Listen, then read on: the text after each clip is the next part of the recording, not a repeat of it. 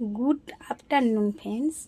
आज के आमी तोमादेरके छोटो छोटो करे कुमड़ो केटेছি সেই কুমড়ো দিয়ে বেসন দিয়ে কুমড়ো চপ করে দেখাবো। ঠিক আছে, এই দেখো ছোটো ছোটো করে কুমড়োকে কেটে এই দেখো বেসনের সঙ্গে চুবিয়েছি। এই দেখো এই একটা কুমড়োর টুকরো, এই একটা কুমড়োর টুকরো আর এই একটা কুমড়োর টুকরো। কড়াইয়েতে তেল দিয়ে দিয়েছি। এই দেখো বেসনকে নুন দিয়ে জল দিয়ে বেসনটাকে রেডি করেছি আর এই ছোট ছোট কুমড়োর টুকরোগুলোকে বেসনেতে দিয়ে দিয়েছি। তো এই টুকরোগুলোকে দিয়ে এই যে এবার আমি এই দেখো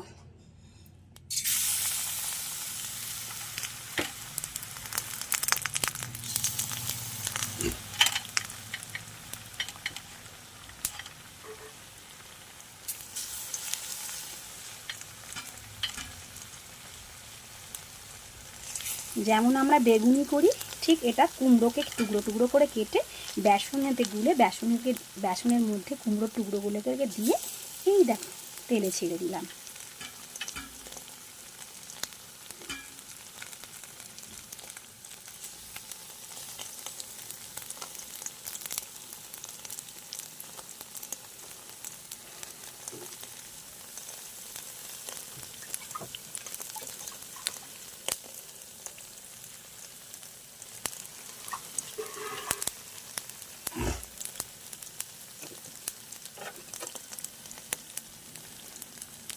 কুমড়োকে ছোট ছোট টুকরো করে বেসন নুন দিয়ে গুলিয়ে বেসনটাকে একটু সময় নিয়ে ফাঁসাতে হবে। কুমড়োর টুকরোগুলোকে বেসনেতে দিয়ে দেব। বেসনের থেকে এবার ডুবিয়ে ডুবিয়ে সেই কুমড়োগুলোকে বেসনের সঙ্গে মিশিয়ে ডুবিয়ে ডুবিয়ে গরম তেলে ছেড়ে দেব। এই দেখো বন্ধুরা কি সুন্দর বেগুনি হচ্ছে। এটা বেগুনি না, কুমড়োলি যেটা বলে। কুমড়োকে বেসনের সঙ্গে দিয়ে কুমড়োলি হচ্ছে, বেগুনি বলে এটা কুমড়োলি। কুমড়োর আর কি বেসন দিয়ে ভাজা। এই দেখো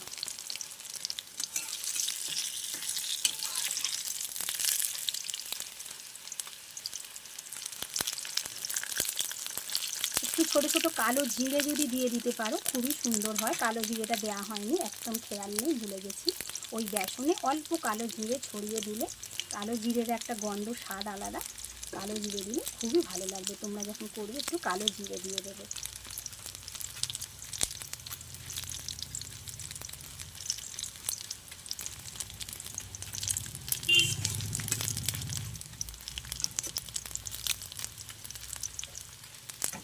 দেখো বন্ধুরা আমার রেডি হয়ে গেছে পুরো কুমড়ো বেসন দিয়ে কুমড়ো ভাজা রেডি। এই দেখো